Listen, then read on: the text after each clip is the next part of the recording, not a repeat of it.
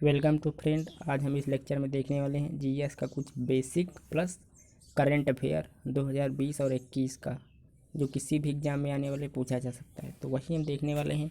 कुछ होगा current affairs और उसके बैकग्राउंड में हमारा चलेगा जो बेसिक होगा, ठीक है। तो यही मिक्स करके हम इस यहाँ पर पढ़ने वाले हैं। तो आइए देखते हैं।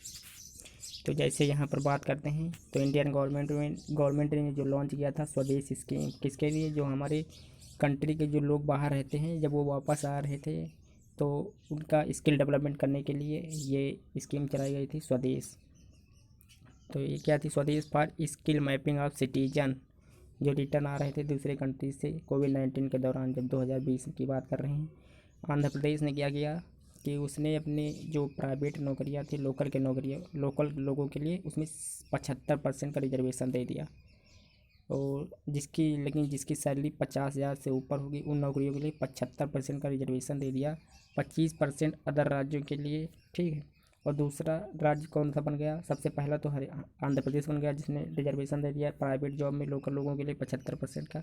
और दूसरा राज्य है हरियाणा, ठीक है, जिसने अपने लोकल लोगों के लिए क्या किया? नौकरी में 75% का ऑर्डिनेंस पास कर दिया। और 10% प्रत्येक हरियाणा ज़िले के लोगों के लिए प्राइवेट जॉब में इसकी, यानी 75% का रिजर्वेशन से प्राइवेट जॉब में कर दिया।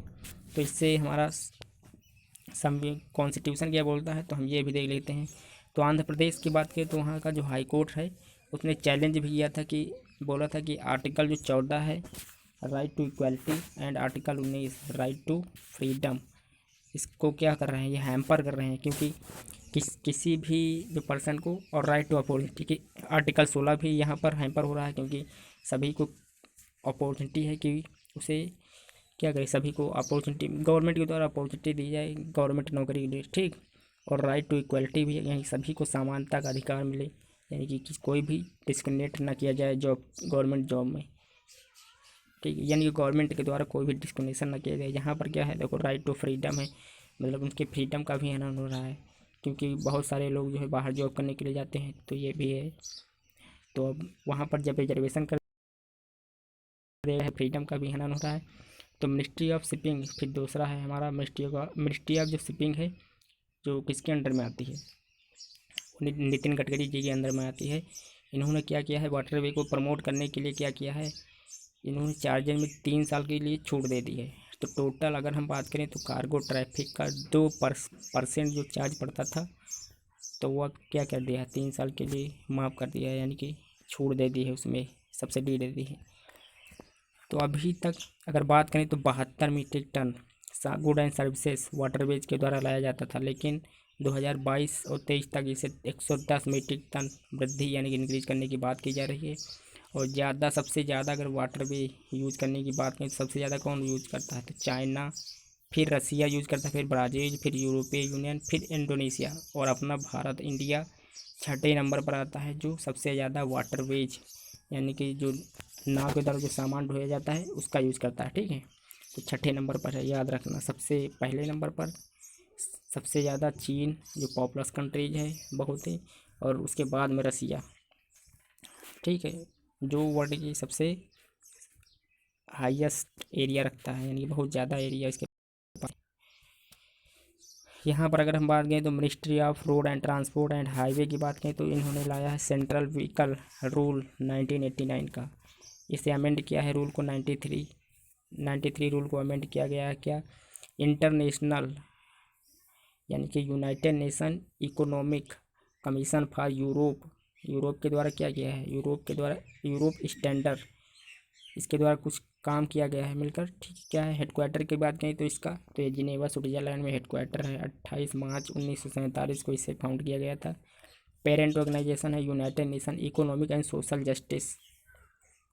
56 कंट्रीज मेंबर हैं इसके। और यहाँ पर बात करें तो देश यूरोप है, एशिया, नॉर्थ अमेरिका। हेडक्वार्टर की बात करें तो ओफगा अलगारविया, ठीक, अलगारुआ, ये इसकी यहाँ पर इसका हेडक्वार्टर है। फाउंड किया गया था 28 मार्च 1947 से 73 के बीच में, ठीक। 47 में फाउंड किया गया था, तो 73 साल हो गए इसके फाउंड करते हुए। तो सब्सिडरी है किसकी? World forum for harmonisation of vehicle regulation mode, ठीक है, यानी कि व्हीकल से रिलेटेड जो रेगुलेशन है वो इसको देखती है। तो यही ऑर्गेनाइजेशन है इंटरनेशनल, यानी कि United nation economic commission for Europe standard. ये मिलकर काम कर रही है किसके साथ, MHR, यानी कि हमारी ministry of road transport and highway के साथ मिलकर काम कर रही है कि कैसे रूल और रेगुलेशन को सुधारा जाए व्हीकल से रिलेटेड या ट्रैफिक से रिलेटेड। तो वही यहाँ पर मिलकर काम कर रहे हैं। यहाँ पर अगर हम बात करें तो यहाँ हम आर्टिकल 35A के बारे में बात करते हैं, यानी कि जम्मू एंड कश्मीर कॉन्स्टिट्यूशन कब लागू हुआ था, 1956 में लागू हुआ था, जो आर्टिकल 370 की बात कर रहे हैं। और ऐड किया गया था कॉन्स्टिट्यूशन में कब, 1954 में ऐड किया गया था। तो जम्मू एंड कश्मीर के लोगों के लिए स्पेशल राइट प्रोवाइड करता था आर्टिकल 35A कि वहाँ पर जो ज़मीनें हैं उसे केवल वहीं के लोग ही खरीद सकते हैं, बाहर का कोई भी वहाँ पर ज़मीन यानी कि लैंड एक्वायर नहीं कर सकता है। तो रजिस्ट्रार जनरल, अब दूसरा हम देखने वाले हैं registrar general and census commission of India की बात करिए, क्या करते हैं ये देखते हैं कि कितने बच्चों की डेथ हुई है, यानी कि मोर्टिलिटी एंड फर्टिलिटी रेट को ये काउंट करते हैं। तो यही वही यहाँ पर दिखाया गया है कि सैंपल रजिस्ट्रेशन सिस्टम 2018 का इन्होंने रिलीज़ किया है डेटा ऑन, तो डेथ इन 0 से 4 ईयर के बीच में जितने बच्चों की भी डेथ हुई है उस एज ग्रुप के बारे में बात कर रहे हैं। तो as a part of the sample registration system 2018 report क्या जारी किया है, इन्होंने बताया है कि जो सबसे ज़्यादा अगर अंडर 5 ईयर की देखें तो सबसे ज़्यादा मोर्टिलिटी रेट कहाँ देखने को मिला है। तो सबसे ज़्यादा मोर्टिलिटी रेट है ये 1000 में से 56 बच्चों की डेथ होती है। सबसे ज़्यादा ये होती है केरला में 10 बच्चों की मृत्यु होती है। और 0 से 4 ईयर एज ग्रुप के बारे में बात करें तो बच्चों की 20% मृत्यु मध्य प्रदेश में होती है, यानी कि 20% बच्चे सिर्फ मध्य प्रदेश में ही डेथ होती है सबसे। और 10 बच्चे कहाँ होते हैं, तो 1000 में से 10 बच्चे केरला में इनकी डेथ होती है। और 2% टोटल मृत्यु केरला में होती है, ठीक है, 2%। और यहाँ पर बात करें तो उसके बाद में मध्य प्रदेश के बाद में मध्य प्रदेश, फिर मध्य प्रदेश के बाद में यूपी, राजस्थान, बिहार, और सब 2% मृत्यु जो है केरला में होती है, यानी कि केरला थोड़ा हम अच्छा मान सकते हैं। रूरल एरिया में अगर बात करें तो मृत्यु 0 से 4 ईयर बच्चों की तो अर्बन एरिया ज़्यादा होती है और अर्बन में कम होती है। बिहार में अगर फर्टिलिटी यानी जन्म दर की बात करें तो 3.2% रेट से बढ़ रही है, ठीक है, यानी कि है इस समय 3.2%। और यहाँ उसके बाद में हम बात करें केरला है, केरला 2% मृत्यु केवल होती है केरला में। फिर तमिलनाडु हो गया, पंजाब, हिमाचल प्रदेश एंड महाराष्ट्र में कम मृत्यु होती है, ऐसा बताया गया है। यानी कि केरला के बाद में तमिलनाडु हो गए, पंजाब और हिमाचल प्रदेश, इन सब में, महाराष्ट्र में, इन सब में कम मृत्यु होती है। यहाँ पर बात करें तो registrar general and census commission of India के द्वारा जारी किया गया young population as part of the sample registration system 2018 report है, इन्होंने रिलीज़ किया कि यंग पॉपुलेशन सबसे ज़्यादा कहाँ पाई जाती है। तो बात करें सबसे ज़्यादा बिहार में, फिर यूपी में, और बिहार में बात करें तो 3.2% जन्म दर, ठीक है, फर्टिलिटी रेट है, यानी 3.2% की रेट से यहाँ वह बच्चों का जन्म होता है।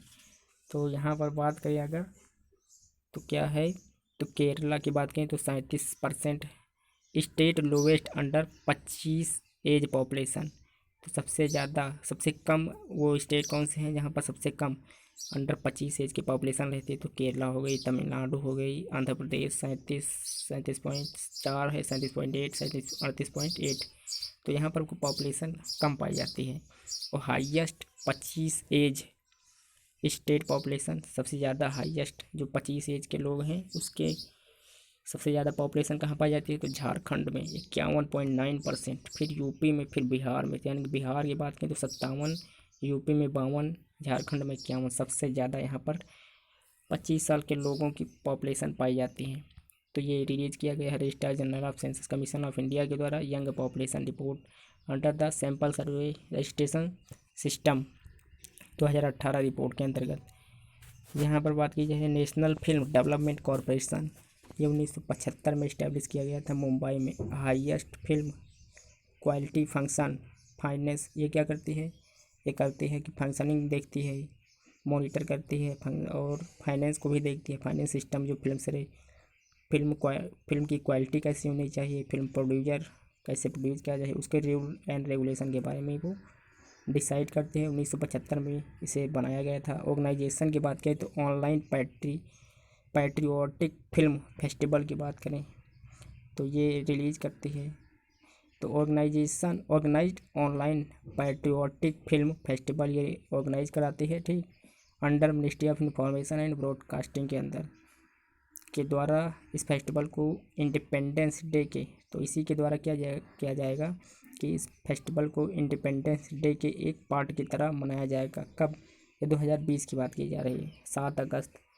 तो अगस्त से लेकर इस अगस्त तक 1 साल का पूरे करंट अफेयर्स हमारे एग्जाम में पूछा जाता है, तो हम इसलिए 1 साल का कवर करके चलते हैं। तो फ्रेंड्स अब मिलते हैं नेक्स्ट लेक्चर में जो कल देखने वाले हैं, ठीक है फ्रेंड। तो धन्यवाद। तो फ्रेंड्स मेरा चैनल लाइक कीजिए, सब्सक्राइब कीजिए, शेयर कीजिए। धन्यवाद फ्रेंड्स।